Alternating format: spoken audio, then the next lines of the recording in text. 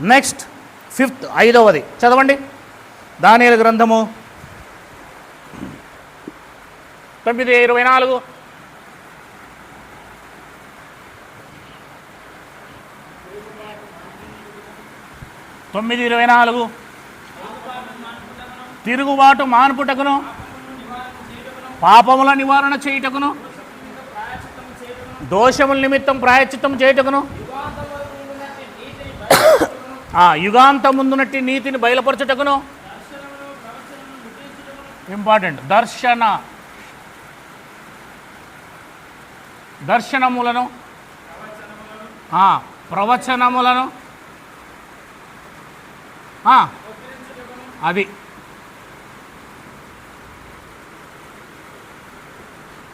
మరలా దానియేలు గ్రంథం 9:24 సేమ్. ఇప్పుడు ఇక్కడ దర్శనములు ప్రవచనములను ముద్రించుటకును అని రాయబడి చూడండి. దర్శనాలు ప్రవచనాలు ఏమవబోతున్నాయి అంటే పాత నిబంధన గ్రంథములో, అందుకే నేను వాళ్ళకి చెప్పలే, దర్శనాల కోసం వాళ్ళకి చెప్పాల పాపం.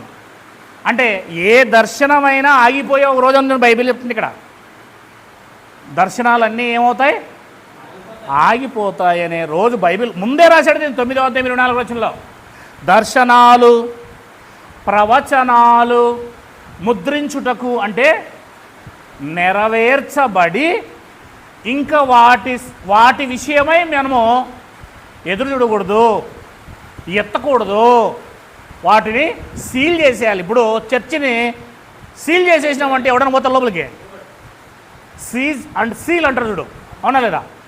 ఇప్పుడు ఫలానా బ్యాంకులో ఒక 50 లక్షలు తీసుకొని ఇల్లు కడుతుంటాడు, ఇల్లు కట్టేసింటాడు. సరిగ్గా ఈఎంఐలు లోన్ కట్టకపోతే ఏం చేస్తాడు, వచ్చి ఆ బ్యాంకోడు వచ్చి సీజ్ చేసి సీల్ వేసేస్తాడు. ఇంకా దాంట్లోకి మనం వెళ్ళడానికి, డబ్బులు కట్టేదాకా వెళ్ళడానికి వెళ్ళలేదు. అదే ప్రకారంగా దర్శనాలు కూడా ఒకరోజు ముగించబడే సమయం ఉన్నది, ప్రవచనాలు కూడా ఒకరోజు ముగించబడే సమయం ఉన్నది, వాటన్నిటినీ సీల్ చేసే సమయం ఒకటి ఉన్నది అని చెప్తున్నాడు. ఆ సమయం ఎప్పుడు అని మనము ఆలోచన చేస్తే మొట్టమొదటిగా దానియేలు గ్రంథం 12వ అధ్యాయం 4వ వచనాన్ని ఒకసారి టచ్ చేద్దాం. దానియేలు గ్రంథం 12వ అధ్యాయం 4వ వచనం.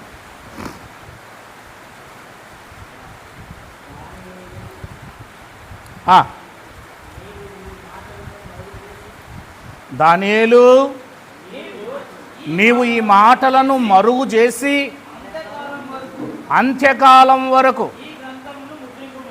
ఈ గ్రంథమును ముద్రింపుము అని రాయబడి చూడండి. ఈ గ్రంథమును ఏం చేయాలా, చల్లబడుతుందా? ఈ గ్రంథమును ముద్రించుము అని రాయబడి చూడండి. ఏ గ్రంథము అంటే అక్కడ ఒక విషయాలు చెప్తున్నాడు. అక్కడ ఆ విషయాలకు సంబంధించిన మాటలు అని అర్థం, వాక్యము అని అర్థం, సంగతులు అని అర్థం. అంటే గ్రంథాన్ని ముద్రించు అన్నమాట మనం ఇక్కడ ఒకటి చూస్తున్నాం. ఇంకొంచెం ముందుకు పోదాం. 5వ అధ్యాయము మత్తయి సువార్త. యేసుక్రీస్తు వారు ఈ లోకానికి వచ్చారు. ఆయన స్వయాన కొండ మీద ప్రసంగం చేస్తూ ఉన్నాడు. 5వ అధ్యాయము 17వ వచనం 18వ వచనం, 17, 18 వచనాలు. ధర్మశాస్త్రమునైనను ప్రవక్తల వచనములైనను కొట్టివేయ వచ్చితునని యేసుక్రీస్తు వారు ఏం మాట్లాడుతున్నారు అనంటే, అక్కడున్న యూదులంతా ఏమనుకుంటున్నారు అంటే, ఎందుకు ఆ మాట చెప్పాడు అంటే, ముందు నుంచి చెప్పుకుని వచ్చిన మాటలు మీరు విన్నారు కదా. ఏమని? ఆయన చెప్పబోయే మాటలు ఏవైతే ఉన్నాయో, నరహత్య చేయవద్దు, 5వ అధ్యాయం 17వ వచనం కింద ఏం చెప్పబోతున్నాడు అంటే, ఇప్పుడు చెప్పబోయే ముందు చెప్పిన మాటలు అవి. 21లో నరహత్య చేయవద్దు, నరహత్య చేయవాడు విమర్శకుల్లో నగును పూర్వీకులతో చెప్పబడిన మాట మీరు విన్నారు కదా అంటే, ధర్మశాస్త్రము మీతో చెప్పిన మాటలు మీరు విన్నారు కదా అంటూనే, నేను మీతో చెప్పున్నదేమనగా తన సహోదరుని మీద కోపపడు ప్రతివాడు విమర్శకులో నగును. అంటే నేను ఇప్పుడు చెప్పబోయేటివి కొత్త విషయాలు, పాత నిబంధనలో ఉన్న విషయాలను తీసేస్తున్నాను, వాటిని నేను కొట్టివేస్తున్నాను అంటే అవి లెక్కలోకి రావు, పనికిమాలినవి, వేస్ట్వి అని నేను చెప్పడం లేదు. ఆ కోణంలో మాట్లాడుతున్నాను అనమాట. ఆ పనికిరావు అన్నట్టుగా నేను అంటలేను. నేను దానికంటే మెరుగైన విషయాలు చెప్పడానికి వచ్చాను అనే విధం అనమాట. ఇప్పుడు పైన చదవాలి మనం 17. ధర్మశాస్త్రమునైనను ప్రవక్తల వాక్యములైనను కొట్టివేయవచ్చితనని తలంచవద్దు. అంటే అర్థం ఏంటి? నెరవేర్చకుండా కొట్టివేయను. అది మీనింగ్. అక్కడ చాలామంది ఏమనుకుంటారంటే ఇది చెప్పేటప్పుడు ఆ పని చేసి ముగించింది అని చెప్పడం వేరు, ఆ పని చేయకుండా వేరే పని చేయడం వేరు. యేసుక్రీస్తు వారు ఏం చెప్తున్నారంటే ఆ పని నేను చేసి ముగిస్తున్నాను అంతే తప్ప ఆ పని చేయకుండా నేను వేరే పని చేయడం లేదు అని చెప్తున్నాడు ఇక్కడ. ఆ కోణంలో చాలామంది ధర్మశాస్త్రం కొట్టేయడం లేదు కదా, ఆయన అంటున్నాడు కదా అని ఈ లేఖనాన్ని అర్థం చేసుకోక మాట్లాడే వాళ్ళు చాలామంది ఉన్నారు.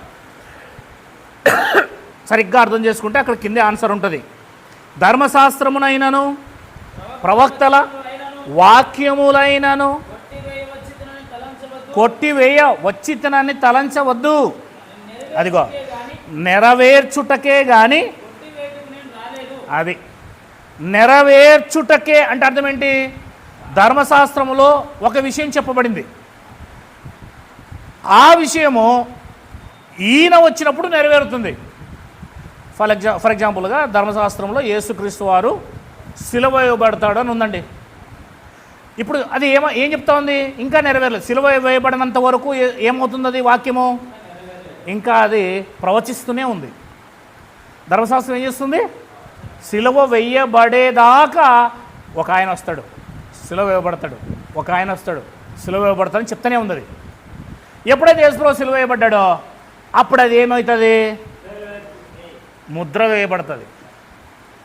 ఆ వాక్యము, ఆ ప్రవచనము, ఆ దర్శనం ఏమవుతుంది? నెరవేయబడుతుంది. ఇంక మాట్లాడదు, ఇంకేం కాదు, జిప్పేసుకుంటుంది. అవునా లేదా? చంద్రబాబు నాయుడు గారు త్వరలో వస్తున్నారు, మోదీ గారిని తీసుకురావడానికి వెళ్ళారు. చంద్రబాబు నాయుడు వచ్చాడు, మోడీ వచ్చాడు, కూర్చొని ఉన్నాడు, ఇంకా రాలేదు, ఇంకా 10 నిమిషాల్లో వస్తారు అంటే ఎట్లుంటుంది? అవునా? ఎట్లుంటుంది చెప్పు? అక్కడున్న మోడీ వచ్చి తప్పని కొడతాడు, నేను పోవాలరా తొందరగా అంటే. అవునా లేదా? అనౌన్స్మెంట్లో తేడా తెలియాలి. ప్రవచనం ఏం చేస్తుందంటే పాత నిబంధనల గ్రంథంలో ఉన్న ప్రవచనము ఒక విషయం నెరవేరేదాకా ఆ ప్రవచనం ప్రవచిస్తూనే ఉంటుంది. ఫర్ ఎగ్జాంపుల్గా యేసుక్రీస్తు వారు వచ్చినప్పుడు ఉపమానం లేకుండా మాట్లాడు అని చెప్తుంది బైబిల్. ఏమని చెప్తుంది? అంతేనా లేదా? కీర్తన గ్రంథంలో రాయబడి ఉంటుంది. అది ఆయన ఉపమానం లేకుండా ఏ విషయం చెప్పుడు అని ఉంటుంది. ఎప్పుడైతే యేసుక్రీస్తు వారు ఉపమానాలన్నీ చెప్పి ఆయన ఈ లోకమును వదిలి చనిపోయి వెళ్ళిపోయిన తర్వాత ఆ ప్రవచనం మళ్ళా మాట్లాడుతుందా? ఏమైనట్టు ఇప్పుడు అది? అట్లా మీరు అర్థం చేసుకోవాలని చెప్తున్నా ఇక్కడ. అవునా? ఇంకా మాట్లాడదు అది, కానీ మనల్ని మాట్లాడతారు. పాత నిబంధన ఏం చెప్తుంది? యేసుక్రీస్తు వారు వచ్చినప్పుడు రాజ్యం వస్తుంది, యేసుక్రీస్తు వారు వచ్చినప్పుడు ఆలయం ఏర్పడుతుంది, యేసుక్రీస్తు వారు వచ్చినప్పుడు క్రొత్త నిబంధన వస్తుంది, యేసుక్రీస్తు వారు వచ్చినప్పుడు క్రొత్త భూమి క్రొత్త ఆకాశం వస్తుంది, యేసుక్రీస్తు వారు వచ్చినప్పుడు నీతి వస్తుంది అని చెప్తా ఉంది. ఎప్పుడైతే యేసుక్రీస్తు వారు వచ్చారో అది ఏం చేస్తుంది పాత నిబంధన ఇప్పుడు? కానీ వీళ్ళేమో నోరు వేసుకుని ఉన్నారు, అంతే లేదా? యేసుక్రీస్తు వారు రెండవ రాకడ జరుగుతుందని పాత నిబంధన చెప్పిందండి. పునరుత్థానము జరుగుతుందని పాత నిబంధన చెప్తుందండి. అది ప్రవచిస్తూనే ఉంది. యేసుక్రీస్తు వారు రెండవ రాకడ జరిగేదాకా పునరుత్థానం జరుగుతుంది, దానికోసం నిరీక్షణ కలిగి ఉన్నాము, మేము ఇంకా నిరీక్షణ కలిగి ఉన్నాము, ఆ వాగ్దాన ఫలం పొందలేదని ప్రవచిస్తూనే ఉంది పాత నిబంధన. ఎప్పుడైతే యేసుక్రీస్తు వచ్చాడో, పునరుద్ధానమై పైకి లేచారో, కొత్త భూమి కొత్త ఆకాశం వచ్చిందో, కొత్త నిబంధన వచ్చిందో, అన్నీ నెరవేరాయో ఇక్కడ రాయబడినవన్నీ. ఇప్పుడు పాత నిబంధన ఏం చేస్తుంది? దర్శనాలు, ప్రవచనాలు ముద్రింపబడడం అంటే నోరు మూసుకుంటాయి. ప్రవచించకుండా ఏం చేస్తాయి? కానీ మనుషులు ఏం చేస్తున్నారు ఇప్పుడు భూమి మీద? బైబిల్ ఎక్కడ నోరు మూసుకుందో అక్కడ వీళ్ళు నోరు తెరిచారు. 11వ అధ్యాయం మత్తయి సువార్త. మనం దీన్ని సామాన్యంగా తీసుకోకూడదు.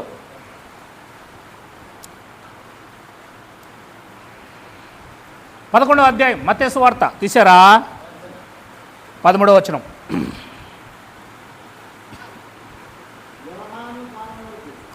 యోహాను అంటే బాప్తిసం ఇచ్చే యోహాను కాలం వరకు ప్రవక్తలందరూ ప్రవచించుచూ వచ్చిరి. చూసారా? ప్రవక్తలు అందరూ ఏం చేశారు? ధర్మశాస్త్రం ఏం చేసింది?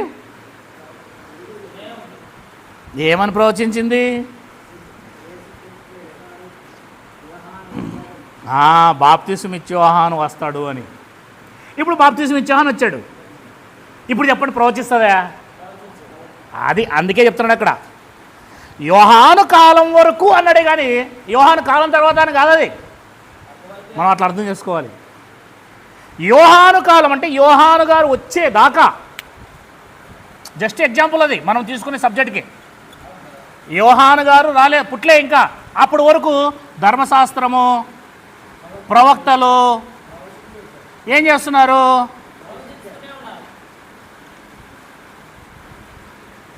ప్రవచిస్తున్నారు. ఏమని? బాప్తిసం ఇచ్చే యోహాను వస్తాడు, బాప్తిసం ఇచ్చే యోహాను వస్తాడు, బాప్తిసం ఇచ్చే యోహాను వస్తాడు అని చెప్తానే ఉన్నాయి. ఆయన పుట్టాడు, ఆయన వచ్చి యోర్దాను నదిలో అందరికీ బాప్తిసం ఇస్తున్నాడు. అప్పుడు ఈ ధర్మశాస్త్రము ప్రవక్తలు ఇవన్నీ ఏం చేయాలి? ముద్ర ముద్ర సీల్ సీల్ అంతే. ఇంకా నోరు మూసుకోవాల్సిందే. ఇంకా మళ్ళా ఈయన వచ్చాడు, బాప్తిసం ఇస్తున్నాడు, ఆయన చనిపోయాడు, తల నరకబడింది, పైకి పోయాడు, ఇంకా ప్రవచిస్తుందంటే ఎట్లుంటుందండి పరిస్థితి? మీరే చెప్పాలి. మాట్లాడని బైబిల్ని మాట్లాడిచ్చినట్టు ఉంటుంది. బైబిల్ మాట్లాడని దగ్గర మనం మాట్లాడినట్టు ఉంటుంది. ఏదైనా వచ్చాడు, ఆ దూత అరణ్యంలో కేక వేస్తాడని బైబిల్ చెప్తుంది. వేశాడు, ఆయన లోకంలో చేయవలసిన పరిచర్య చేశాడు, వెళ్ళిపోయాడు. అప్పుడు ఆయన విషయమై ధర్మశాస్త్రము కొట్టివేయబడింది. ఆయన విషయమై ధర్మశాస్త్రంలో ఉన్న విషయాలు నెరవేరాయి. తెలుసా? ఆయన విషయమై నెరవేరాయి. ఇక మనం ఆయన్ని పక్కన పెడితే ఇప్పుడు యేసుక్రీస్తు వారు చూద్దాం. క్రీస్తు లూకా 24:44.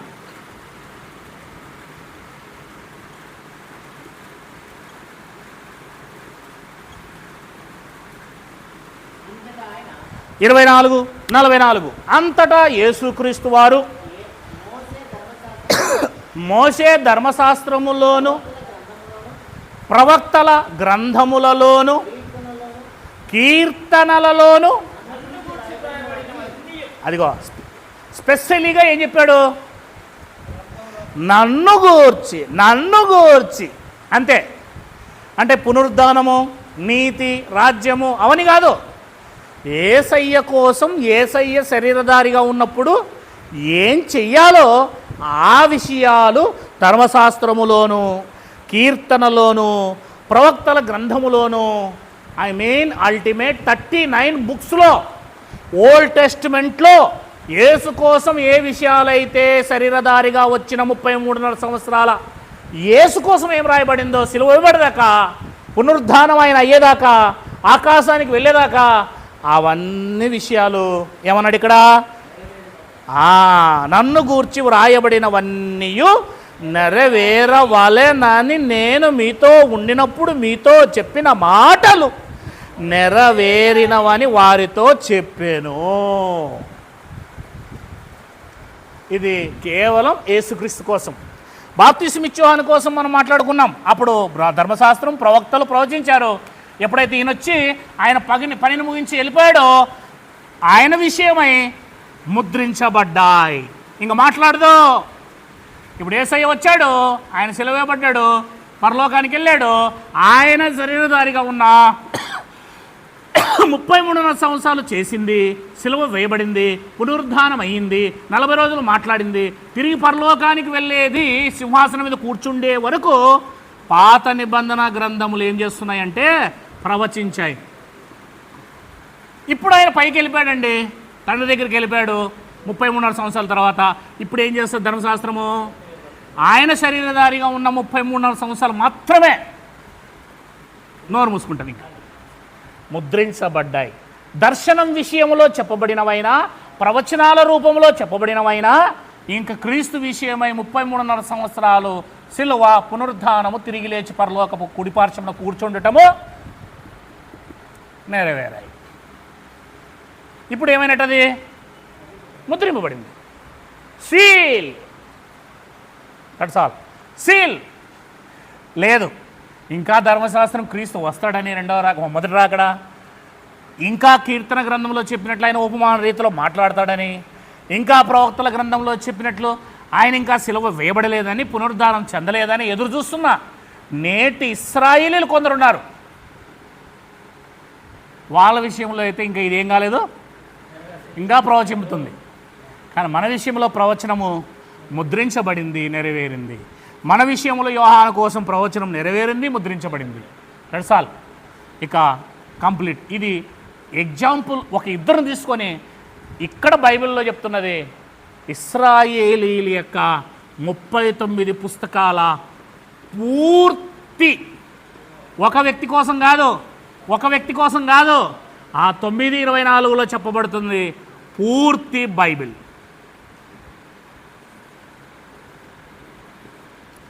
All Bible,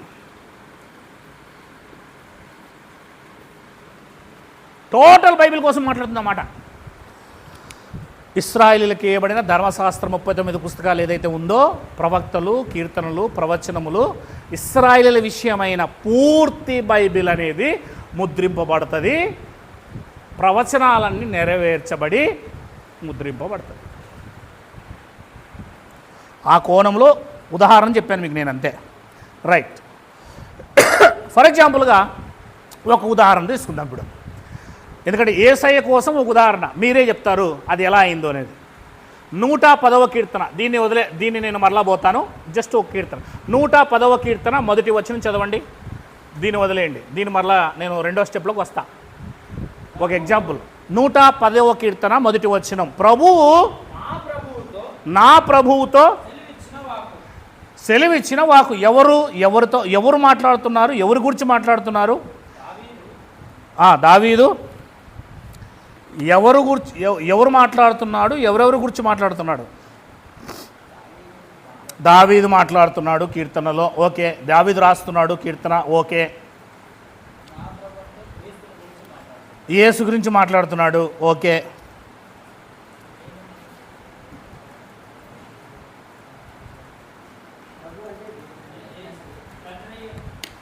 yes, yes. ప్రభువు నా ప్రభువుతో సెలవిచ్చిన వాక్కు. ఇక్కడ ప్రభువు అంటే తండ్రి అయిన దేవుడు. నా అంటే నా ప్రభువు, నా అన్న వ్యక్తి దావీదు. నా అనే ఒక వ్యక్తి, ఆ అక్షరం మొత్తం దావీదు. ప్రభువుతో అన్నాడు చూడండి. ప్రభువు నా ప్రభువుతో, ముగ్గురు వ్యక్తులు కనబడుతున్నారు అక్కడ. ఒకరు తండ్రి అయిన దేవుడు, ఒకరు దావీదు, ఒకరు ప్రభు అయిన యేసుక్రీస్తు వారు. సెలవిచ్చిన వాక్కు. నేను అంటే తండ్రి అయిన దేవుడు, నీ అంటే యేసుక్రీస్తు, శత్రువులు అంటే ఇశ్రాయేలీలు, నీ పాదములకు అంటే యేసుక్రీస్తు పాదములకు పీఠముగా చేయి వరకు నా కుడి పార్శ్వమున కూర్చుండుము. ఇప్పుడు చెప్పండి, యేసుక్రీస్తు వారు సిలువ వేయబడిన తర్వాత ఆయన ఎక్కడికి వెళ్ళాడు? తండ్రి దగ్గరికి వెళ్ళాడు. రైట్, తండ్రి దగ్గరికి వెళ్ళాడా లేదా? అపోస్తల కార్యములు దాన్ని నెరవేర్పు చూద్దాం. అక్కడ అది ప్రవచిస్తుంది. 110వ కీర్తన ప్రవచిస్తుంది. అపోస్తల కార్యం 2వ అధ్యాయం.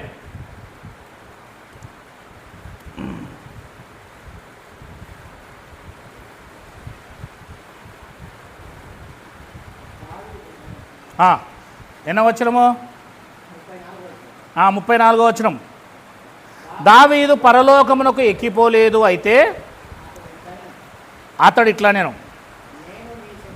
నేను అంటే దేవుడు, నీ అంటే యేసుక్రీస్తు శత్రువులు ఇశ్రాయేలీయులు నీ పాదముల కింద పాదపీఠముగా ఉంచు వరకు నీవు నా కుడిపార్శ్వమున కూర్చుండమని ప్రభువు నా ప్రభువుతో చెప్పెను.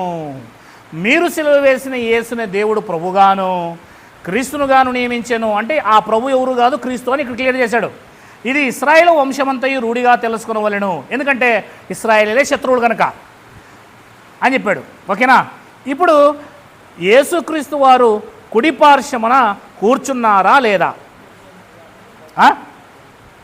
యేసుక్రీస్తు వారు కుడిపార్శ్వమున ఈ సందర్భంలో ఇక్కడున్న మాట చెప్తాను నేను, ఇప్పుడు కాదు, ఇక్కడ కూర్చున్నాడు. ఎందుకంటే ఆ మాట చెప్తున్నాడు, పరిశుద్ధాత్మ వచ్చిన తర్వాత, పరిశుద్ధాత్మ వచ్చాడంటే పరలోకానికి వెళ్ళడానికి కదా అర్థం. 40 రోజులకి ఆయన వెళ్ళిపోయాడు, 10 days తర్వాత పరిశుద్ధాత్మ దేవుడు భూమి మీదకి వచ్చాడు కనుక ఇక్కడ కూర్చున్నాడని చెప్తున్నాడు. అవునా లేదా? ఆ రెఫరెన్స్ ఇక్కడ నెరవేరింది. ఇప్పుడు 2వ అధ్యాయము 34వ వచనం ఆ మాట ఎత్తేపాటికి యేసుక్రీస్తు వారు భూమి మీద ఉన్నారా, పరలోకంలో ఉన్నారా? ఇప్పుడు 110వ కీర్తన నెరవేరిందా, నెరవేరలేదా? మరి ఇది ప్రవచిస్తుందా? అపోస్తల కార్యం 2:34 సమయానికి నెరవేరింది అని నోరు మూసుకుంటుందా? అది అపోస్తులు పేతురు గారు ఇది నెరవేరింది అని చెప్పాడు. అయితే ఇందులో పాక్షిమే నెరవేరింది, పాక్షికంగా నెరవేరింది, సంపూర్ణంగా నెరవేరలేదు. ఎప్పటికీ అపోస్తులు 2వ అధ్యాయం 34వ వచనంలో ఆ అపోస్తులైన పేతురు గారు AD 30లో మాట్లాడాడు ఆ మాట. అవునా లేదా? ఆ 2వ అధ్యాయం 34వ వచనం దగ్గర మనం ఆగితే, మనం పేతురు గారు మాట్లాడుతున్న సమయానికి వెళితే పాక్షికంగా నెరవేరింది ఇది. ఐ మీన్ యేసుక్రీస్తు వారు పరలోకమందు దేవుని కుడి పార్శ్వమున కూర్చున్నది మాత్రమే నెరవేరింది, కానీ శత్రువులు పాదపీఠంగా అయ్యేది మాత్రం ఇంకా AD 30కి ఏమైంది? మరి ఎప్పుడు అవుతారు? అదే మనకు మళ్ళా సంపూర్ణం. ఒకే దాంట్లో 2 ఉన్నాయి, చూసారా? ఒకే దాంట్లో 2 ఉన్నాయి.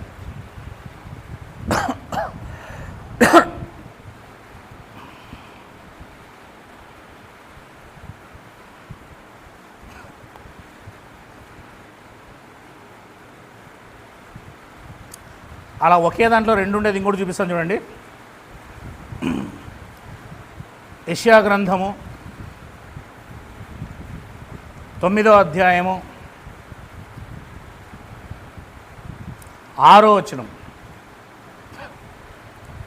యెషయా గ్రంథము అంటే AD 30కి AD 70 రెండింటిని కలిపి చెప్తాడనమాట. యెషయా గ్రంథము 9:6.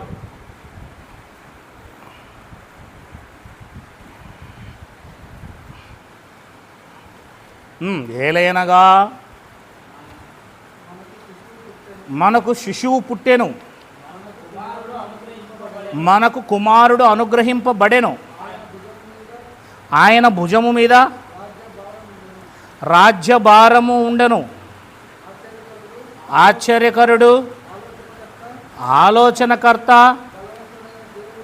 బలవంతుడైన దేవుడు, నిత్యుడగు తండ్రి, సమాధానకర్తయగు అధిపతి అని అతనికి పేరు పెట్టబడును. ఇది మొదలుకొని మితి లేకుండా దానికి వృద్ధియు క్షేమము కలుగునట్లు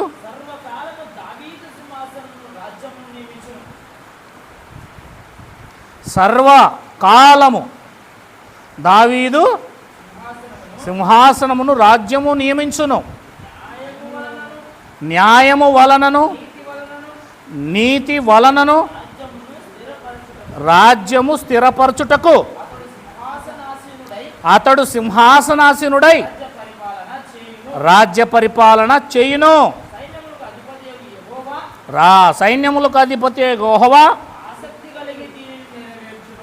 ఇప్పుడు చెప్పండి, 6వ వచనము మనం గమనిస్తే, ఏలేనగా మనకు శిశువు పుట్టెను, అది యేసుక్రీస్తు వారి పుట్టుక. మనకు కుమారుడు అనుగ్రహింపబడెను. అది యేసుక్రీస్తు వారు చనిపోయి తిరిగి లేచాడు, పునరుద్ధానం. శిశువు అంటే పుట్టుక మరియ గర్భములో, కుమారుడు అంటే పునరుత్థానం చెందడం అనే కుమారుడు అంటది బైబిల్లో. ఆయన భుజముల మీద రాజ్యభారముండును. రాజ్యము ఆయన దగ్గర భుజాల మీద ఉంది.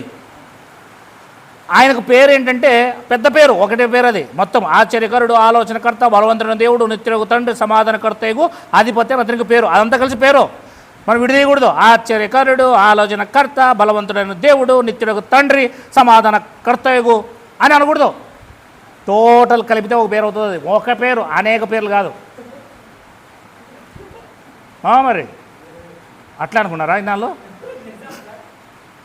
కాదు. ఆశ్చర్యకరుడు, ఆలోచనకర్త, బలవంతుడైన దేవుడు, నిత్యుడగు తండ్రి, సమాధానకర్తయగు అధిపతి అని అతనికి పేరు. అతనికి పేరు, పేర్లు కాదు, పెద్ద పేరు. ఎక్కడ ఆగకూడదు, ఎక్కడ ఆకోకుండా చదవాలి పేరుని. అర్థమవుతుందా? అది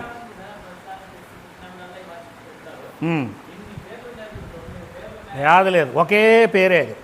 ఆశ్చర్యకరుడు, ఆలోచనకర్త, బలవంతుడైన దేవుడు, నిత్యుడగు తండ్రి, సమాధానకర్తకు అధిపతి అని అతనికి పేరు. ఒక పేరు అది. రైట్. ఇది మొదలుకొని మితి లేకుండా దానికి వృద్ధియు అంటే రాజ్యమునకు క్షేమమును కలుగునట్లు సర్వకాలము దావీదు సింహాసనము రాజ్యము నియమించును. ఇప్పుడు పైన చెప్పబడుతున్న మాట మనము అది యేసుక్రీస్తు వారు 33.5 సంవత్సరాలు చూపిస్తుంది. అంటే ఆయన పుట్టుక, ఆయన పునరుద్ధానం చెప్పాను కదా ఇక్కడ. కానీ 7వ వచనము ఆయన 2వ రాకడలో జరిగేదాన్ని చూపిస్తుంది. 2 వేరు సందర్భాలు అవి. కానీ యెషయా ఒకే దాంట్లో చెప్పాడు, 2 వేరు అవి. ఇకపోతే యెషయా గ్రంథము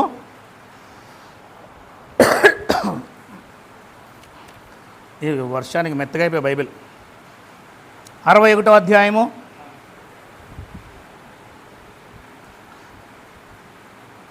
61:2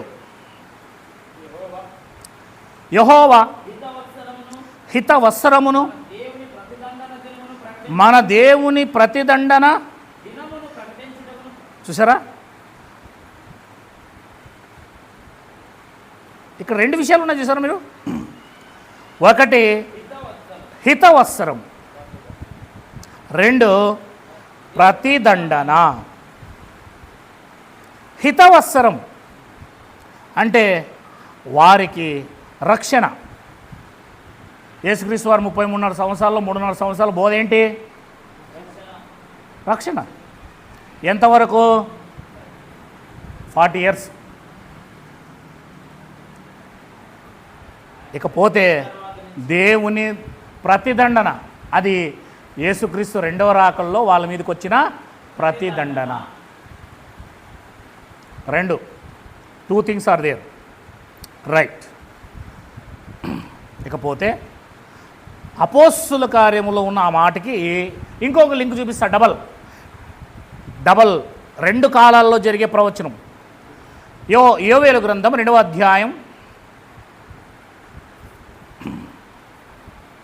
బైబిల్ని కరెక్ట్గా అర్థం చేసుకుంటే మొదటి రాకడ, 2వ రాకడ ఎంత మంచిదో, ఎంత ఉపయోగమో, ఎంత కరెక్ట్ అయినదో, దానివల్ల ఎంత ప్రవచనం కరెక్ట్గా ఎంత బాగా రాయబడిందో మనకి ఎంత బాగా అర్థమైందో చూడండి.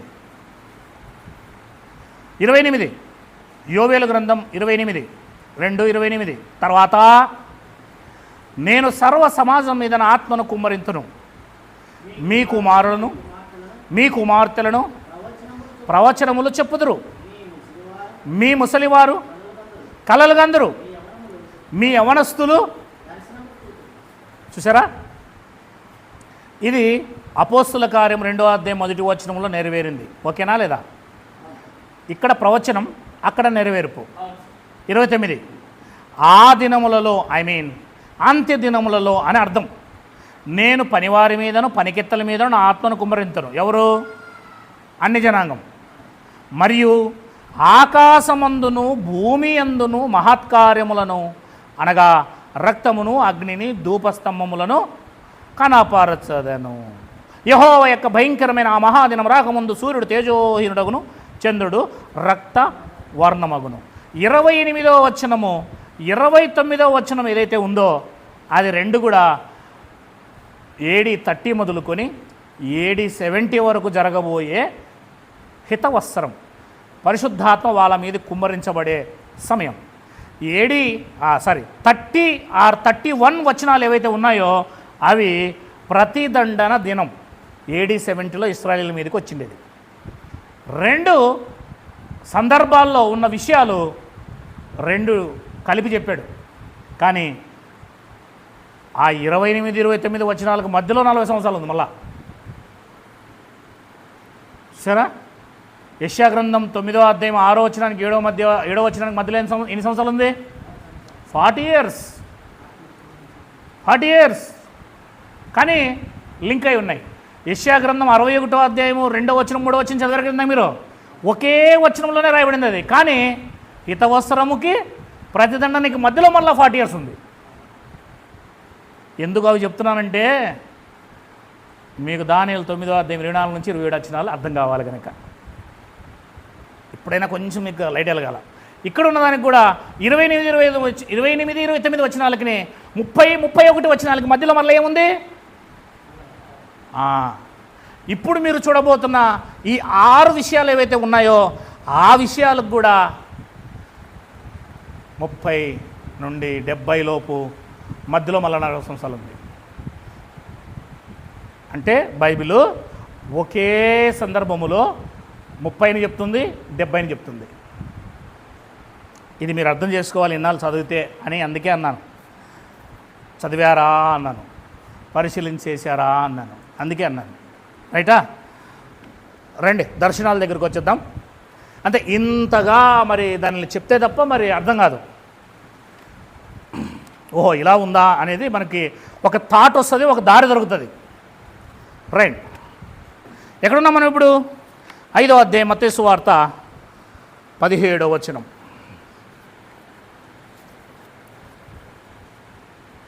5:17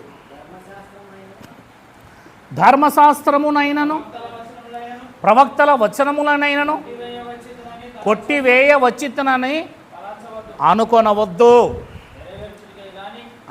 ధర్మశాస్త్రములో ఉపమానాలు చెబుతాడు యేసుక్రీస్తు వస్తే అని చెప్పారు కదా, అలా ఉపమానాలు చెప్తాను, ఆ విషయాన్ని నోరు ముయిస్తాను. యేసుక్రీస్తు వారు వస్తే సిలువ ఇవ్వబడతాడని చెప్పింది కదా ధర్మశాస్త్రము. ఓ ఇశ్రాయేలులారా, నేను సిలువ ఇవ్వబడతాను, ఆ ప్రవచనానికి నేను తాళం వేసేస్తాను.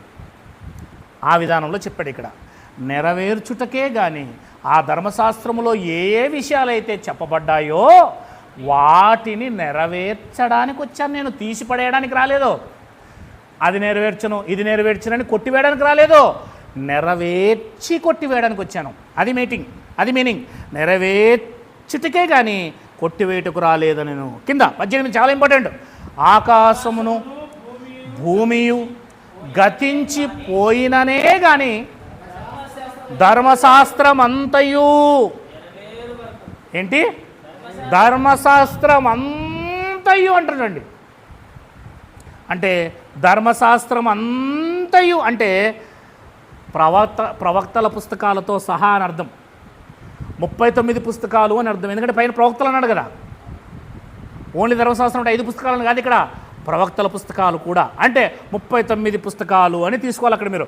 ధర్మశాస్త్రం అంతయు అంటే 39 పుస్తకాలు, పాత నిబంధన అంతయు నెరవేరు వరకు దాని నుండి ఒక పొల్లైనను ఒక సున్నైనను తప్పిపోదని నిశ్చయంగా మీతో. అంటే ధర్మశాస్త్రం అనే పాత నిబంధన 39 పుస్తకాల్లో వ్రాయబడిన ఒక పొల్లైనా ఒక సున్నైనా కూడా విడిచిపెట్టకుండా అన్నీ నెరవేర్చి అప్పుడు కొట్టేస్తా. ఇప్పుడు చెప్పండి, అవన్నీ పొల్లైనా సున్నైనా ఇప్పుడు వరకు నెరవేరకుండా ఉన్నాయా? ఉన్నాయి అంటే ఇంకా పాత నిబంధన ఇంకా ఏమై ఉండాలి? కొట్టివేయబడలేదు, నెరవేరలేదని అర్థం. అంటే యేసుక్రీస్తు వారు నెరవేర్చలేదని అర్థం. ఈ మాట అబద్ధం చెప్పాడని అర్థం. అంటే యేసుక్రీస్తు వారు అదే నెరవేర్చే చాలా ఉన్నాయంటే యేసుక్రీస్తు వారు ఒకటి అబద్ధికుని చేస్తున్నావు, 2 ఆయన చేతగాని వాడిని చేస్తున్నావు. అంతే కదా, అంతేనా లేదా? యేసుక్రీస్తు వారు ఇక్కడ చెప్పిన మాటలు అబద్ధికుడు అని చేస్తున్నావు. 2, ఆయన చేత కానివాడు అని నువ్వు అంటున్నావు. That's all. ఇకపోతే ఎందుకంటే నేను దానియేలు గ్రంథంలో తీసుకుంటున్నా, ఈ 6 విషయాలు ఏవైతే ఉన్నాయో AD 30కి AD 70కి సూచిస్తూ వస్తున్నాయి. మీకు ఇప్పుడు ఎక్కడ వరకు చూపించాను? 4 విషయాలు చూపించాను, అవునా లేదా? నీతి వచ్చింది, నీతి వస్తుంది అంటే 2 అర్థమైనాయి కదా. మరి అదే కోణంలో ఉండాలి ఇది కూడా. ఒకటి అర్థమైందంటే అందుకే యేసుప్రభువు అంటారు, ఈ ఉపమానం అర్థం కాకపోతే మీకు ఏ ఉపమానం అర్థం కాదంటాడు.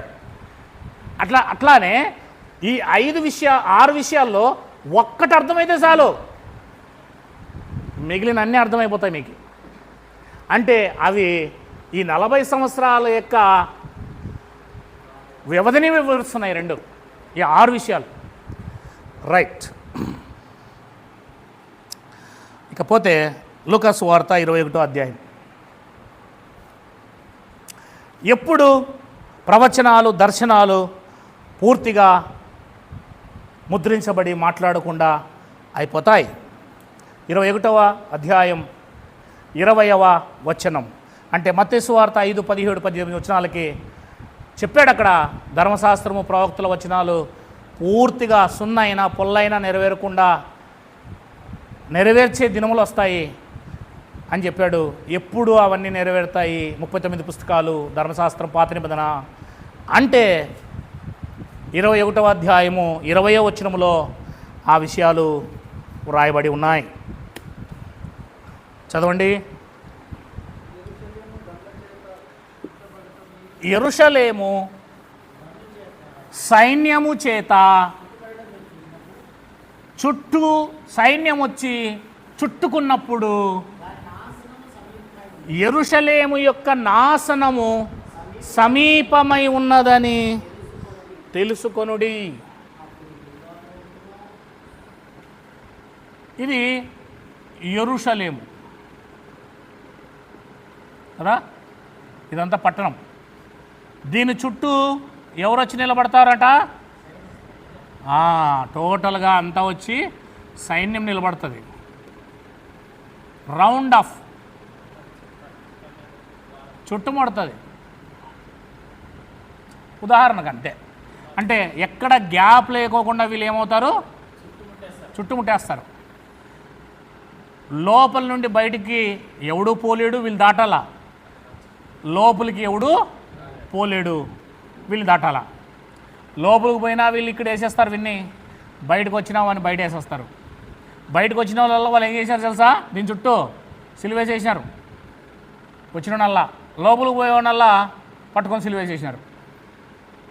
కనుక చుట్టుముట్టారు. ఎన్ని సంవత్సరాలు అంటే 3.5 సంవత్సరాలు, 3.5 years. 66.5 నుండి 70 వరకు దాదాపుగా.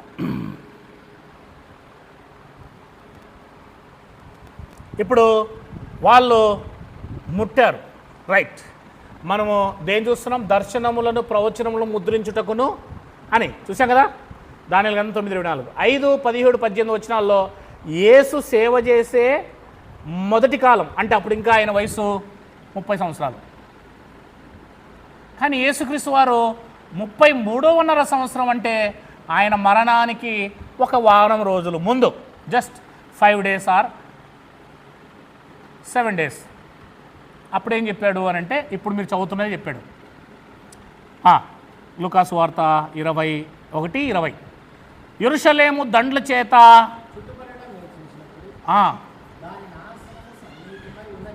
యెరూషలేము యొక్క నాశనము సమీపమై ఉన్నదని. ఆకాశంలో మేఘాలన్నీ తెల్లగా వస్తున్నప్పుడు నల్లగా ఏమొస్తుందని, ఏం సమీపమైందని తెలుసుకోవాలి మనం, అంతేనా లేదా? వర్షం సమీపమై ఉందని. చూడండి, ట్రైను ఒక 2 కిలోమీటర్లు 3 కిలోమీటర్ల దూరంలో ఉండగానే మన ప్లాట్ఫామ్లో కూర్చొని ఉన్నప్పుడు అక్కడ ఇలా పడుతూ ఉంటాయి, చూసారా మీరు? గొంతకల్లో ఓటో ప్లాట్ఫారం అని పడుతూ ఉంటుంది పైన స్క్రీన్ మీద. అనౌన్సెస్ కూడా జరుగుతుంటాయి. ఏం జరుగుతుంటాయి? స్పీకర్లో అనౌన్స్ కూడా జరుగుతూ ఉంటుంది. ముంబై నుండి తిరుపతికి వెళ్ళే ఎక్స్ప్రెస్, రాయలసీమ ఎక్స్ప్రెస్ మరి కొన్ని క్షణాల్లో ప్లాట్ఫారం 1 మీదకి అనలేదా అంటే సూచన. అలాగే ఈ యొక్క యెరూషలేము చుట్టూ సైన్యము చుట్టుముడుతుందంటే దీని నాశనం సమీపమైంది. సమీపం అంటే దగ్గరయ్యింది. 62.5 70 సమీపం, దగ్గర పడుతుంది. దినాలు దగ్గర పడుతున్నాయి. మంచాన పడ్డామనుకోండి 60 ఏళ్ళు 70 ఏళ్ళ తర్వాత వీడు చావుకు దగ్గరైనాడు అని అర్థం. అంతేనా లేదా? ఇంకా పోయే కాలం వచ్చిందిరా, మాట్లాడతలేడు, ఎవరైనా అంటుంటారు బాబు నీళ్ళు తాగతలేడు అన్నం తింటలేడంటే అంతే, ఓ 4-5 రోజులు అంతే అంటాం మనం. అంతేనా లేదా? ఇంకా నీళ్ళు తాగతలేడు అన్నం తింటలేడంటే ఏమర్థము? వారం రోజులు అంటే ఓవర్ అంటాం. అంటే చావుకి ఏమయ్యాడు? That's all. యెరూషలేము చుట్టూ దండ్లు ఎప్పుడైతే చుట్టుకున్నారో యేసుప్రభువు వారు 33లో చెప్పాడు, దాని నాశనం సమీపమై ఉందని యేసుక్రీస్తును నమ్మిన శిష్యులు తెలుసుకోవాలి. అప్పుడు యూదాలో ఉన్నవారు, యూదా అంటే యెరూషలేము యొక్క రాజధాని టోటల్, ఆ యూదియే కిందకి వస్తుంది అది. యూదాయలో ఉన్నవారు కొండలకు పారిపోవాలి, దాని మధ్య నుండి వారు వెలుపలికి పారిపోవాలి, పల్లెటూరులో వారు దానిలోనికి ప్రవేశించరాదు, లోపలికి పోకూడదు. లేఖనములలో అన్నటువంటి ఇప్పుడు అంటే అర్థం ఏంటి? 39 పుస్తకాలు లేఖనములలో అంటే 39 పుస్తకాలు. అదిగో అన్నీ అన్నటువంటి అక్కడ ఏమన్నాడు? అన్నీ లేఖనాలలో వ్రాయబడినవన్నీ అదిగో నెరవేర్చు.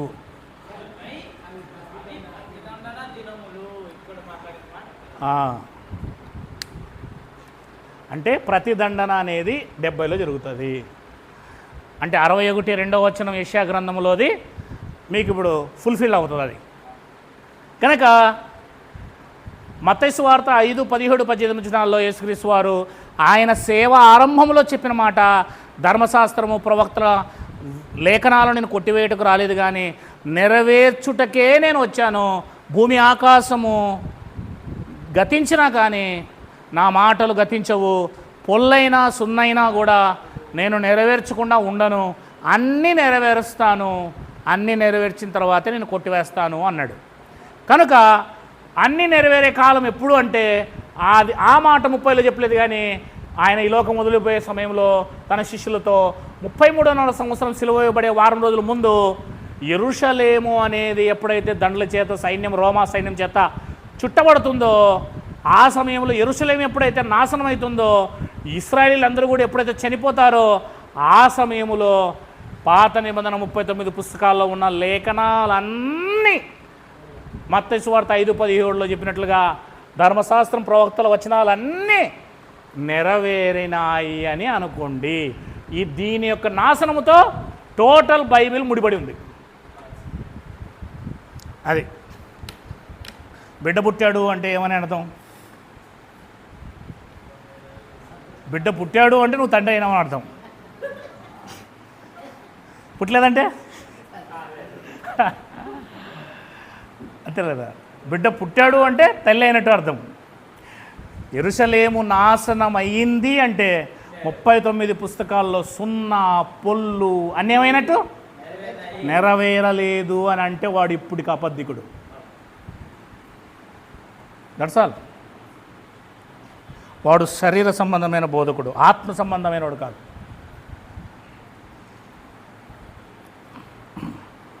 రైట్, ఇంకా ముందు కొనసాగుదాం. కొరింథీయులకు రాసిన మొదటి పత్రిక 10వ అధ్యాయం. ఇది ఈరోజు దీంతోనే అయిపోతున్నట్టుంది. 10వ అధ్యాయం 11వ వచనం చదవండి.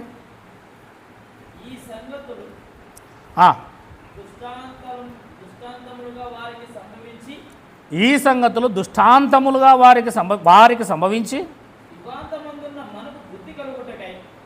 యుగాంతమందున్న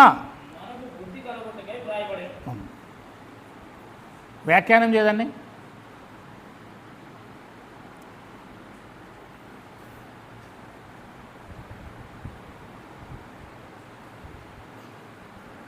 అక్కడున్న సందర్భాన్ని చెప్పు అంటున్నా.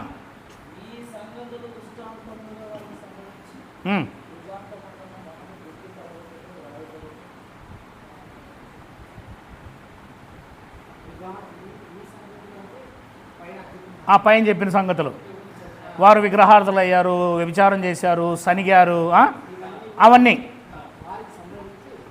ఈ సంగతులు వారికి సంభవించాయి.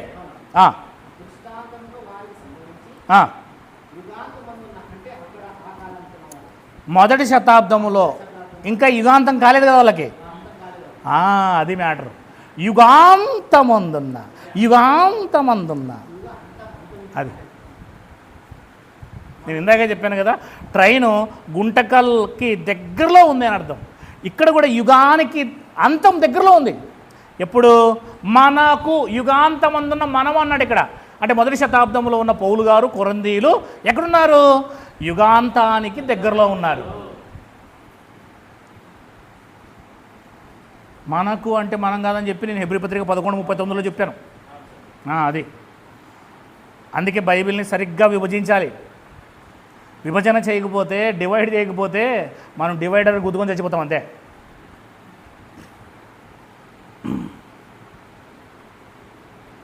ఈ సంగతులు దృష్టాంతములుగా వారికి సంభవించి యుగాంతమందున్న మనకు బుద్ధి కలుగుటకై వ్రాయబడిను. యుగాంతం అంటే యుగానికి అంతం దగ్గర అవుతూ ఉంది. అంటే దర్శనాలు, ప్రవచనాలు ముద్రించడానికి సమయము ఆసన్నమవుతూ ఉంది అని అర్థం. కొరింథీ పత్రిక ఎప్పుడు రాయబడింది? ఇది 55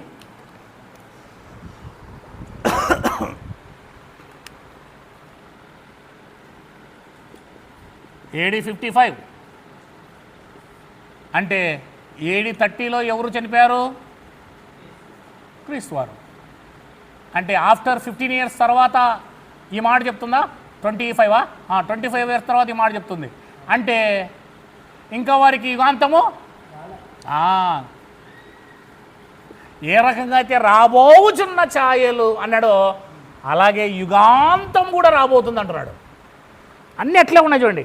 మ్యాటర్ అంతా అట్లే ఉంటుంది బైబిల్లో. మీకు అది ఎక్కడొచ్చింది, ఎక్కడ జరిగింది అన్న విషయాన్ని తెలుసుకోలేకపోతున్నారు అందరూ. ఒక సూత్రం ఉందండి. అది లెక్కకి ఏ రకంగా అయితే సూత్రం ఉంటుందో ఆ రకంగా ఆ సూత్రం అనేది దొరికితే బైబిల్ మనకి ఈ రకంగా స్పష్టంగా అర్థమైపోతుందండి. ఎంత ఈజీగా మనం దాన్ని ముడిప్పచ్చు అంటే అంత ఈజీగా ముడిప్పచ్చు. సూత్రం తెలియకపోతే లెక్క చేయలేరు, అట్లనే ఉంది ఇది. రైట్, ఇక పోదాం ముందుకి. పేతురు రాసిన మొదటి పత్రిక 1వ అధ్యాయం 4వ వచనం.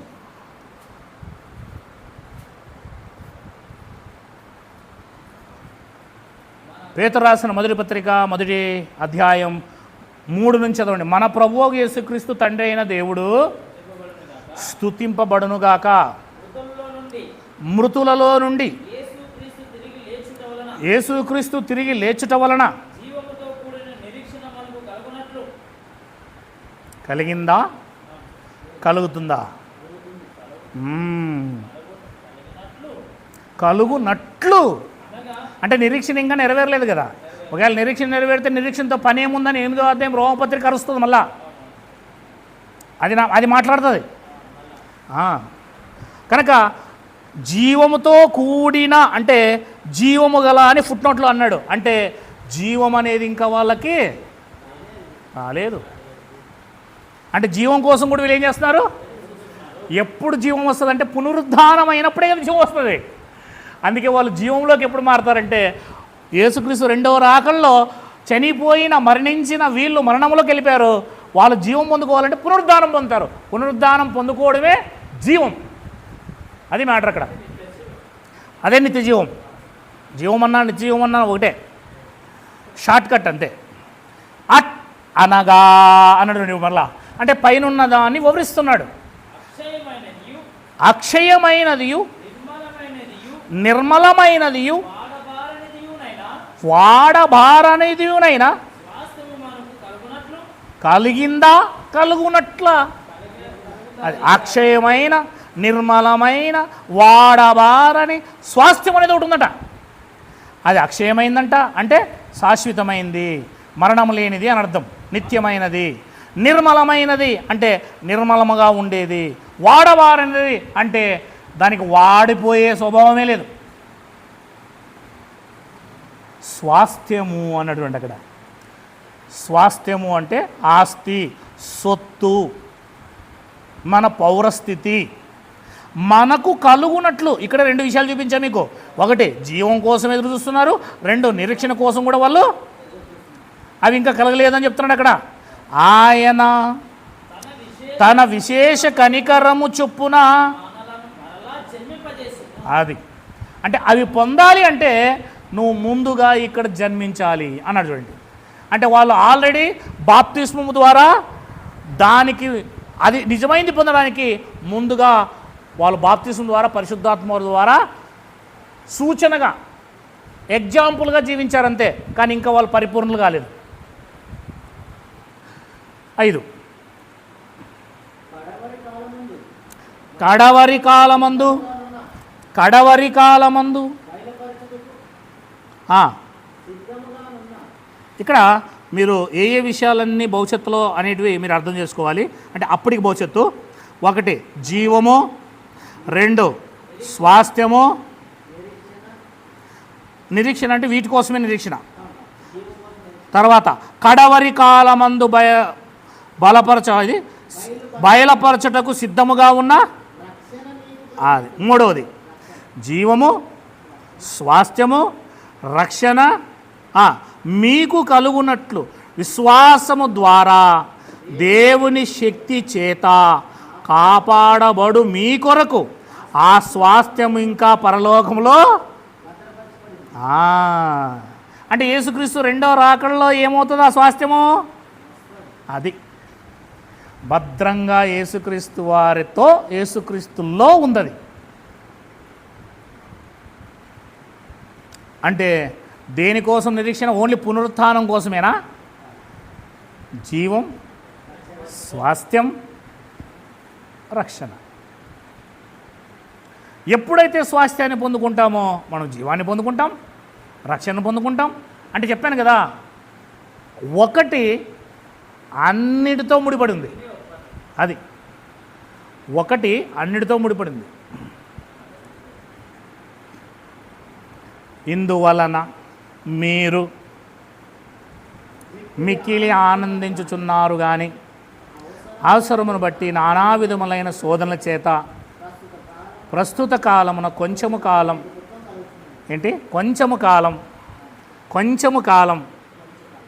అది మీరు చాలా ఇంపార్టెంట్ అండర్లైన్ చేసుకోవాలి. అది మనం చెప్పినట్లు కాదు. ఒకవేళ మనం కొంచెం కాలం అంటే ఇప్పుడు ఫర్ ఎగ్జాంపుల్గా యేసుక్రీస్తు వారు 25లో వస్తాడు అనుకుందాం, 2025లో, అవునా? ఇంత ఖర్చు పెట్టి వీళ్ళంతా కూడా గెలిచింది వేస్టే. చెప్పేది మళ్ళీ 25లో వస్తాడు అనుకుందాం. మనకైతే కొంచెం కాలం సరిపోతుంది ఈ తరంలో ఉన్నవారికి. మరి 19వ శతాబ్దంలో ఉన్నవారికి, 18వ శతాబ్దంలో ఉన్నవారికి, 17వ శతాబ్దంలో ఉన్నవారికి, 15వ శతాబ్దంలో ఉన్నవారికి, సర్లేండి 3వ శతాబ్దంలో ఉన్నవారికి, 2వ శతాబ్దంలో ఉన్నవారికి కొంచెం కాలం. ఇది వర్డ్ సరిపోతుందా? అంటే ఈ వర్డ్ దేవుడు అంత తెలియలేనాడు కాదు, ఇది 1వ శతాబ్దానికి సంబంధించింది కదా. అది కొంచెం కాలం మీకు దుఃఖము కలుగుచున్నది. అక్కడున్న వారికి, ఎవరైతే స్వాస్థ్యం కోసం ఎదురు చూస్తున్నారో వారికే కొంచెం కాలం. నశించిపోవు సువర్ణము అగ్ని పరీక్ష వలన శుద్ధపరచబడుచున్నది కదా, దానికంటే అమూల్యమైన మీ విశ్వాసము ఈ శోధనల చేత పరీక్షకు నిలిచినదై అదిగో ఇప్పుడు రెండవ రాకడ తీసుకొచ్చేసాడు. అంటే జీవము, చెప్పండి, జీవము, స్వాస్థ్యము, రక్షణ దేంతో ముడిపడి ఉంది? యేసుక్రీస్తు రాకడతో ముడిపడింది. అంటే ఒక్క రాకడ ఎన్ని విషయాలను ఏమంటారు దాన్ని శాల్వేషన్ తీసుకొస్తుంది. ఎన్ని విషయాలకు అది తెరపడుతుందో చూడండి. మీకు మెప్పును, మహిమయు, ఘనతయు, అది ఆయన కోసం శ్రమలు పొంది ఎదురు చూస్తున్న వాళ్ళకి ఏమంట? ఒకటి మెప్పు, ఆ రోజు శబాష్ బలానముఖమైన దాసుడా. 2 మహిమను పొందుకుంటారు. 3 ఘనతను పొందుకుంటారు. ఘనత అంటున్నాడు చూడండి. 8 మీరు ఆయనను చూడకపోయినను. ఆ మొదటి శతాబ్దంలో ఉన్నవారు చాలామంది యేసుక్రీస్తుని చూడలేదు, ఆయనను ప్రేమించుచున్నారు. ఇప్పుడు ఆయనను కనులార చూడకయే. ఆ మొదటి శతాబ్దంలో ఉన్నవారే యేసుక్రీస్తుని చూడక విశ్వసిస్తే ఈరోజు మనకేం కావాలి? గట్ల పోవాలి, పెండ్లి కావాలి, బిడ్డ పుట్టాలి, అంత శరీర సంబంధమైనవే. కోర్టులో సమస్యలు, ఉద్యోగం రావాలి కదా. ఉద్యోగం రాకపోతే నేను యేసుక్రీస్తుని నమ్ముకోను. నమ్ముకో, లేకపోతే సాగుగాడన్నా, అంతే కదా. బైబిల్ ఏముంటుంది? మొదటి శతాబ్దంలో ఉన్నవారే యేసుక్రీస్తుని చూడకపోయినా విశ్వసించారట. ఈరోజు నాకు యేసుబ్రో కనమన్నాడు అంటాడు, ఈరోజు నాకు రాత్రి యేసుబ్రో మాట్లాడాడు అంటాడు. ఒక ఆమె అంటది ఈ ఉప్పేది మర్చిపోయిందట, పప్పులో ఉప్పేసేది మర్చిపోయిందట. ఆమె ఎవరంటే ఇంటర్నేషనల్ స్పీకర్ భార్య, మన ఎవరు కాదు. ఉప్పేసేది మర్చిపోతే మా ఆయన ఆమె అలా ఆలోచిస్తుందట, నేను ఏదో మర్చిపోయినాను అని ఆలోచిస్తుందట. ఉప్పేసేది మర్చిపోయి ప్రార్థన చేసిందట. మర్చిపోయిన ఏం చేసిందట? ప్రభువా నేను ఏదో మర్చిపోయినట్టు నన్ను ప్రభువా అనిందంట. పప్పులో ఉప్పేసేది మర్చిపోయినా మీ ఆయన వస్తే కొడతాడు చూడిందంట అన్నాడంట. స్వరం వినబడిందంట. అది సాక్ష్యంలో చెప్తుందామే. ఆలోచన చేయండి. ఇంటర్నేషనల్ స్పీకర్ మళ్ళీ ఆయన దినాకరన్ చనిపోయాడు, లేడాయన. ఇట్లా కామెడీలు అన్నీ క్రైస్తవంలో చూస్తారు, మీరు ఎక్కడ చూడరు. ఇంకా నిజం 100%. ఒక ఆమె ఇక్కడే ఉంది, ఒక ఆమె మహాతల్లి ముసలామె, నేను గుంటూరుకు పోవాలి, మీటింగ్స్కి పోవాలి. అప్పట్లో ఇది 25 ఏళ్ళ క్రితం అంట, ఇప్పుడు కాదంట. నాకు ఎలాగైనా సరే మీటింగ్స్ పోవాలి ప్రభువా, నా దగ్గర డబ్బులే లేవు ప్రభువా, ఏం చేస్తావో నాకు తెలియదు ప్రభువా. 25 ఏళ్ళు 30 ఏళ్ళ క్రితందంట. మంచి విశ్వాసాలంట ఏమా. ఏం చేస్తావో నాకు తెలియదు ప్రభువా, నాకు సాయం చేయ ప్రభువా, గుంటూరు పోవాలి ప్రభువా అని అనిందట. అని దేవుడు ఏమన్నాడంటే అప్పుడు గూట్లో చేపెట్టన్నాడంట. పాత గూట్లు ఉంటాయి కదా అప్పట్లో, దీపారాజన పెట్టేవి. ఆ గూట్లో చేపెట్టమ్మా అన్నాడంట. సర్లే దేవుడు గూట్లో చేపెట్టమన్నాడంటే గూట్లో చేపెట్టగానే అక్కడ నుంచి 500 రూపాయల నోటు దొరికిందంట. ఇది సాక్ష్యం ఏంటి? ఇప్పుడు పో అన్నాడంట మీటింగ్కి. ఇలాంటివి చెబితేనే ఈరోజు సమాజంలో విలువ. ఇలా మనుషులు మోసం చేస్తేనే, వాళ్ళని ఆకట్టుకుంటేనే, వాళ్ళు దయ్యం పట్టినట్లు వాళ్ళ తలకాయ మీద చేపెట్టి వాళ్ళని ఇట్లా అంటేనే, అవునా లేదా? సత్యం చెప్తే ఎప్పుడు మాట్లాడండి. ఎట్లా అయిపోయిందంటే వాళ్ళు తగ్గట్టుగా తయారు కావాలి మనం కూడా. కానీ మనస్సాక్షి ఒప్పుకోదు కదా ఇన్ని విషయాలు తెలిసిన తర్వాత కదా. మనస్సాక్షి చంపుకొని మనము లేని మాటలు చెప్పలేం కదా, ఉన్న మాట చెప్పాలా. వస్తే రాని, లేకపోతే లేదు. వాళ్ళకి అదే చెప్పాలా. అమ్మా ఒక ఆయన యేసేపుల ఇంటికాడికి వచ్చినాడంట పాస్టర్. ఏంటి? యేసేపుల ఇంటికాడికి వచ్చినాడంట పాస్టర్. తెల్ల చొక్కా వేసుకొని, తెల్ల ప్యాంట్ వేసుకొని యేసేపు చెప్తాడు. వచ్చి ఇంకా అడుగు పెట్టలేదంటే ఇంట్లోకి, ముందు అడుగు పెట్టేదానికి వాళ్ళు ముందు ప్రార్థన చేస్తారంటే ఏ ఇంట్లోకి పోనే ఇట్లా నిలబడుకొని ఇట్లా చూసినాడు పైకి. సహోదరా అంటే యేసేపు వాళ్ళ తమ్ముడు వాళ్ళ చర్చికి వెళ్తాడనమాట. సహోదరా అన్నాడంట యేసేపు. చెప్పండి పాస్టర్ గారు, మన వినయం ఎక్కువ కదైనా. చెప్పండి పాస్టర్ గారు. రాత్రి 8 గంటల పడుతుంది. మళ్ళా ఆ మూల ఉంది చూసావా పైన, అక్కడ నాకు చీకటి శక్తులు కనిపిస్తున్నాయి. ఏమన్నాడంట? అక్కడ నాకు చీకటి శక్తులు కనబడుతున్నాయి. నేను ఇంట్లోకి అడుగు పెట్టబోతుంటే నన్ను ఇంట్లో నుంచి తోసేస్తున్నాయి బయటికి. మీ ఇంట్లో చీకటి శక్తులు ఉన్నాయి. మీ ఇంట్లో చాలా పరిస్థితులు బాగాలేవు తెలుసా. ఆరోగ్యాలు బాగుండడం లేదు కదా మీ ఇంట్లో. మీరు ఆర్థిక సమస్యలు ఉన్నాయి కదా మీ ఇంట్లో. అది ఎవరికైనా ఉంటాయి, అవునా లేదా? క్యాజువల్ అవి, అవునా లేదా? క్యాజువల్. డేట్ ఆఫ్ బర్త్ చెప్పాలా, అంతేగాని నువ్వు పుట్టింది ఎప్పుడు చెప్పాలా కావాలంటే, అవునా లేదా? నువ్వు సత్యరోజు చెప్పాలా కావాలంటే. ఇదేంది ఇది క్యాజువల్గా అందరి ఇంట్లో ఉంటే చెప్తాడు ఎవడని కూడా అని చెప్పాడనమాట. చెప్పగానే నా నిజం అనుకున్నాడు. ఇంట్లో రాత్రంతా పడుకున్నాడు. ఏసేమని లోపల మంచి ముంచుడు ఆడ పడుకున్నాడు. రాత్రి పడుకో అంటే దగ్గరకు వచ్చి దయ్యాలు మాట్లాడుతున్నాయంటే ఆయనతో. నువ్వెందుకు వచ్చినావు పాస్టర్ అని ఇట్లా తెల్లగా వచ్చి మాట్లాడుతున్నాయంటే జబక్కని లేచి పైకి, నాకు ఇంట్లో పనుకోవాలనిపించట్లేదు, నువ్వు బయటికి పోయి పనుకుంటాను, బయట ఏంటన్నా మంచం.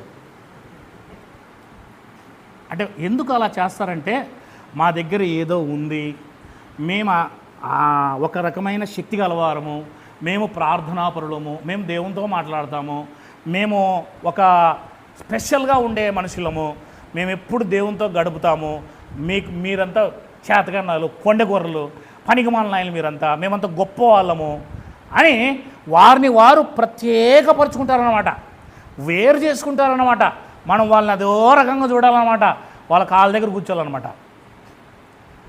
ఇవన్నీ గేమ్స్ అన్నమాట. ఏంటివి? ఇవన్నీ గేమ్స్. మనిషి సరిగ్గా ప్రేమించలేని స్థితిలోకి వెళ్ళిపోతున్నాడు కనుక ఇవన్నీ కూడా గేమ్స్. ఇవన్నిటిని పట్టించుకోవద్దు. బైబిల్లో ఉన్న విషయాల్ని మనం పట్టించుకోవాలి. బైబిల్ ఎప్పటికీ ఏమై ఉందో ఈ సూత్రం తెలిస్తే వాడు ఎన్ని కోతి శాస్త్రాలు చేసినా కూడా మనకి ఎలా కనబడతాడంటే వాడు కోతిలాగానే కనబడతాడు, అంతే, ఇంకేం కనబడు. బైబిల్ తెలిస్తేనండి టెక్స్ట్ బుక్, ఈ గైడ్ మన ముందు అందరూ కూడా తెర మీద బొమ్మల్లాగా కనబడతారు. చేయరా నాటకాయలు ఏం చేస్తావని, అవును లేదా? కారు పరిగెడుతుందని సబరికల వల్లి అన్నాడు, భలే చెప్పాడు. మన ఎవరు కాదు, కరుణాకర్ బిట్ చేస్తుంటాడు. కరుణాకర్ భలే చెప్పాడు. నేను కరుణాకర్ సుఖనే, నేను కరుణాకర్ని ఈ విషయాల్లో బాగా అప్రిషియేట్ చేస్తాను. ఎందుకంటే సత్యాన్ని సత్యం చెప్తున్నాడు అతను అంటున్నాడు, ఇట్లాంటి వాళ్ళ ద్వారానే క్రైస్తవం చెడిపోతుంది. ఉన్నది ఉన్నట్టుగా చెప్పే క్రైస్తవులు ఉన్నారు, ఈ దొంగల ద్వారానే క్రైస్తవం చెడిపోతుందని చెప్తున్నాడు అతను. మంచిగా చెప్పుకోండిరా, ఇట్లా ఎందుకురా మోసం చేస్తారు, చేసుకోండి, మిమ్మల్ని నేనేమన్నాడు అంటాడు అతను. కాబట్టి కారు పరిగెడుతుంది, కారు డీజిల్ లేకున్నా పరిగెడుతుంది అని సబరికల భా అన్నాడు, అవునా? కారు అస్సలే ఆడపోయి బోర్తా పడిందో తెలియదు. చెప్పండి, బోల్తా పడిందా లేదా? ఫ్యాను తిరుగుతుంది అన్నాడా లేదా? ఇవన్నీ నేను మొత్తం ప్రొజెక్టర్ మీద చూపిస్తాను తర్వాత. యాడ తిరుగుతుంది ఫ్యాను? తెలుగుదేశం 164 వచ్చింది. ఇవన్నీ నేను ప్రొజెక్టర్ మీద చూపిస్తాను. కనీసం అండి ఈ మధ్యకాలంలో ఒక ఆయన ఉంటాడండి, అద్దాలు పెట్టుకొని జ్యోతిష్యం చూస్తాను, లావుగా ఉంటాడు చూడు, ఎక్కువ డ్రెస్సులు వేసుకుని, అతనైనా పశ్చాత్తాపడ్డాడండి. నేను చూశాను వీడియోస్. అతను ఏమన్నాడు తెలుసా? నేను కేసీఆర్ కోసం చెప్పింది, నేను జగన్ కోసం చెప్పింది తప్పైంది కనుక ఇక నేను రాజకీయాల కోసం మాట్లాడిన జ్యోతిష్యం మాట్లాడితే నన్ను బహిష్కరించండి, నన్ను క్షమించండి అని అన్నానండి. ఆయన ఈ దొంగలు అంటలేరండి అన్నాడండి. అది నేను నా దగ్గర ఉన్నాయవన్నీ. అతనైనా అన్నాడు, అతనే ఒక అన్యుడైన పశ్చాత్తాపడ్డాడు. నేను జగన్ గెలుస్తాడు.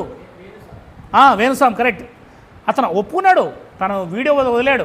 నా మీద ట్రోల్ చేయకండి దయచేసి, నేను చెప్పింది తప్పే, నాకు తెలిసిన వరకు నేను చెప్పాను, నేను చెప్పింది తప్పని నాకు అర్థమైంది, ఇక నేను రాజకీయాల కోసం అస్సలు మాట్లాడినాడండి.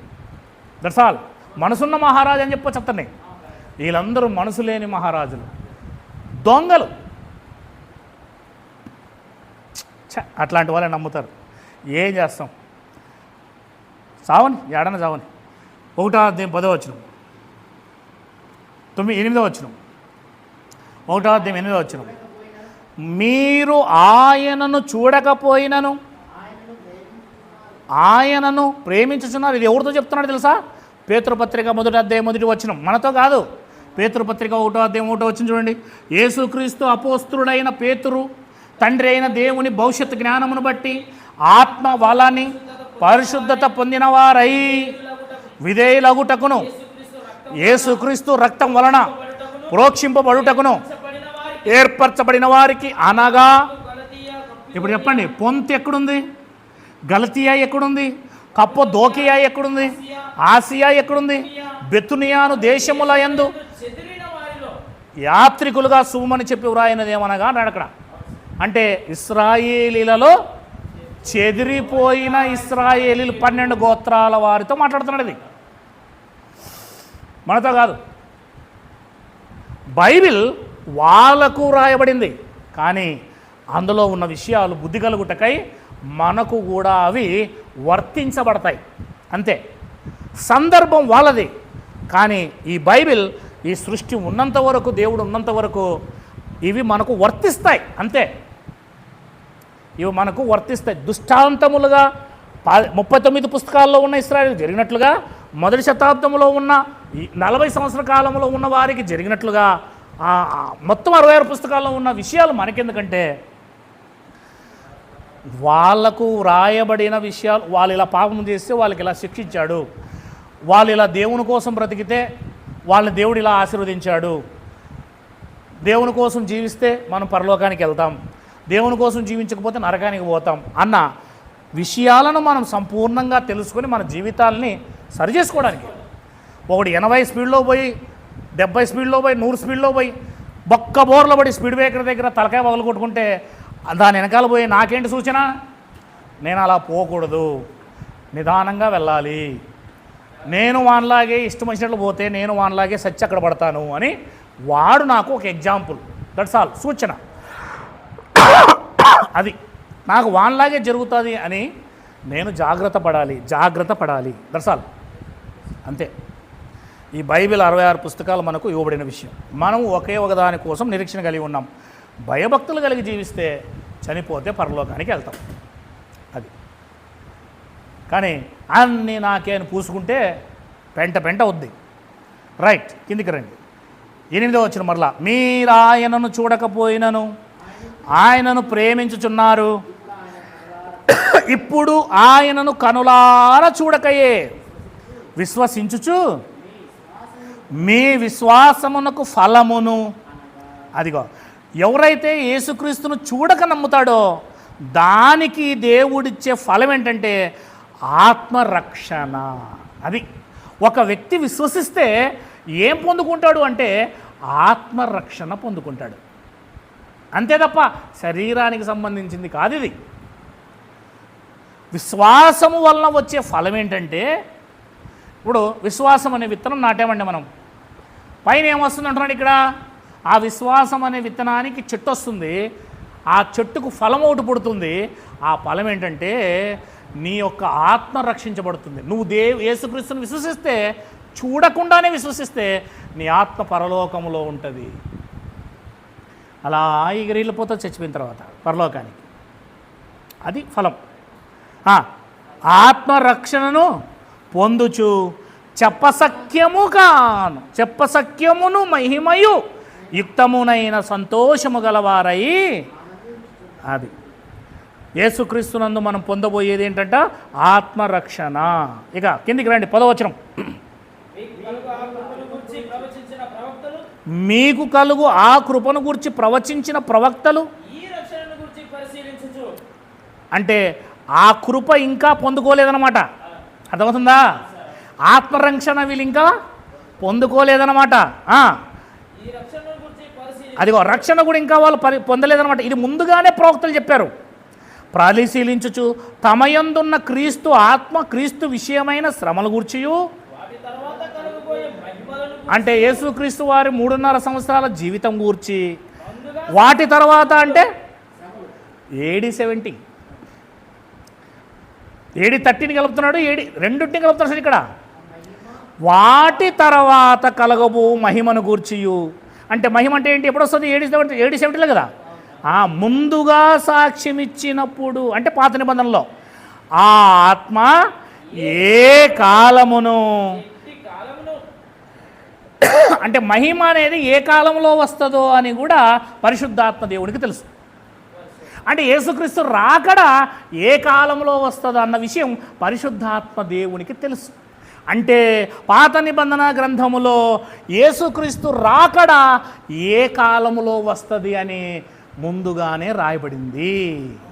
మనం పరిశీలించాలి దాన్ని, అది మనం పరిశీలించాలి. మరి అంటే కాలం కోసం పాత నిబంధనలో ముందే రాయబడింది. ప్రవక్తలు రాశారు మహిమ ఎప్పుడు వస్తుంది, క్రీస్తు ప్రత్యక్షత ఎప్పుడు వస్తుంది, క్రీస్తు యొక్క రక్షణ ఎప్పుడు వస్తుంది, కృప ఎప్పుడు వస్తుంది, స్వాస్థ్యం ఎప్పుడు వస్తుంది, ఆత్మరక్షణ ఎప్పుడు పొందుకుంటాము, పునరుద్ధానం ఎప్పుడు వస్తుంది, అల్టిమేట్గా యేసుక్రీస్తు రెండవ రాకడ ఎప్పుడు జరుగుతుందన్న విషయము ముందుగా రాయబడింది. అంటే యేసుక్రీస్తు శిలువ కోసం రాయబడినప్పుడు యేసుక్రీస్తు రెండవ రాకడ కోసం కూడా ఖచ్చితంగా పరిశుద్ధాత్మకు తెలుసు కనుక రాయబడింది. అది మ్యాటర్ ఇక్కడ. అంటే కాలం కూడా తెలుసు. అందుకే యేసుప్రభువు ఏమన్నారు తెలుసా? మనుషుల్లో ఎవరికి తెలియదు, దేవదూతల్లో ఎవరికి తెలియదు, నాకు కూడా తెలియదు అన్నాడు. మరి ఎవరికి తెలుసు?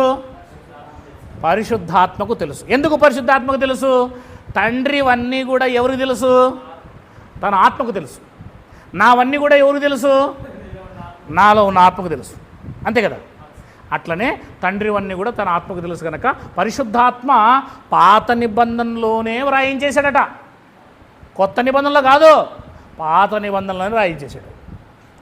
అది పట్టుకోవడానికే మనం ప్రయత్నం చేస్తున్నాం అప్పటి నుంచి. రైట్.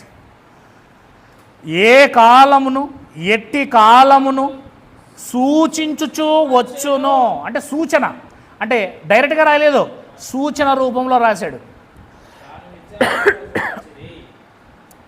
సూచన. ఎగ్జాంపుల్గా సూచన అంటే మీకు తెలుసు కదండి, ఇంగ్లీష్లో సైన్ అంటాం మనము. మనం రోడ్లో వెళ్తున్నాం, బస్సులో కానీ కారులో కానీ బైక్లో కానీ, అక్కడ స్కూల్ ఉంది అని మనకి ఎలా తెలుస్తుంది? స్కూల్ మనకు కనబడదు, కానీ స్కూల్ ఉంది. రోడ్లో వెళ్తున్నప్పుడు స్కూల్ ఉంది అని ఎలా తెలుస్తుంది మనకి? స్కూల్ ఒక బోర్డు వేసి ఉంటాడు. ఒక ఫర్లాంగ్ ముందే, ఒక 100 ఫర్లాంగ్ అంటే 100 మీటర్లు, 100 మీటర్లు. 1 కిలోమీటర్కి 1000 మీటర్లు, 100 మీటర్లకు ఒక ఫర్లాంగ్ ఉంటుంది. ఇక్కడ నుంచి పెట్రోల్ బంకు ఒక ఫర్లాంగ్ ఉంటుంది. పెట్రోల్ బంక్ దగ్గర స్కూల్ ఉన్నప్పుడు ఇక్కడే ఏమేసి ఉంటాడు? ఒక బోర్డు వేసి, బోర్డు మీద ఒక పిల్లోడు స్కూల్ బ్యాగ్ పెట్టుకొని ఇట్లా నిలబడి ఎట్లా కనబడతాడు. అంటే ఏముందని అర్థం, దీన్ని చూసి మనం ఏం అర్థం చేసుకోవాలి? ఒక 100 మీటర్లలో, ఒక ఫర్లాంగ్లో ఒక స్కూల్ ఉంది. ఒకవేళ పిల్లలు అటు ఇటుగిన దాటుతారేమో అని మనం బ్రేక్ చేసుకోవాలి, స్లోగా వెళ్ళాలని ఈ సూచన మనకు తెలియజేస్తుంది. చూడండి, పెట్రోల్ బంకు 1 కిలోమీటర్లో కానీ లేదా ఒక 1/2 కిలోమీటర్లో కానీ ఉండేపాటికి పలానా చోటు పెట్రోల్ బంక్ ఉందని బోర్డు వేసింటాడు. అంతేనా లేదా? బోర్డులు వేసింటాడు చూడండి. అంటే పెట్రోల్ బంక్ రోజు ముందుకు పోతే ఉంది అని చెప్పేసి బోర్డు వేసింటాడు. అలాగే ప్రతిదీ కూడా భూమి మీద మనకు సైన్ బోర్డ్స్ ఎట్లయితే ఉంటాయో, ఇగో ఇలా మలుపు ఉంది అని చెప్పి, మలుపు కూడా ముందుంది అని ముందుగానే మలుపు గుర్తేస్తాడు, జడ్డు గుర్తేస్తాడు. ఇవన్నీ చూసి మనం ఏం అర్థం చేసుకోవాలి? ముందు అలాంటి దారి ఉంది కనుక మనం మలుపులు జాగ్రత్తగా. తిరుపతికి వెళ్తే గినా, తిరుపతికి పీలేరు తర్వాత తిరుపతి వరకు దరిదాపుగా 30 కిలోమీటర్లు అన్నీ ఇట్లే ఉంటాయి కనుక అన్ని సైన్ బోర్డులు ఉంటాయి. మనం ఏం చేయాలి? ఆ బోర్డు చూడాలా, బండి స్లో చేసుకోవాలా, ఆ బోర్డు చూడాలా, బండి స్లో చేసుకోవాలా. సేమ్ రెండవ రాకడకు సూచనలు ఉన్నాయి. ఏంటి ఆ సూచన అంటే, అందులో ఒకటి ఇది, యెరూషలేము యొక్క నాశనమే సూచన. కాలం, సమయం చదువుదాం. సూచనలు ఎన్నో దాన్ని విచారించి పరిశోధించిరి. పరలోకము నుండి పంపబడిన పరిశుద్ధాత్మ వలన మీకు సువార్త ప్రకటించి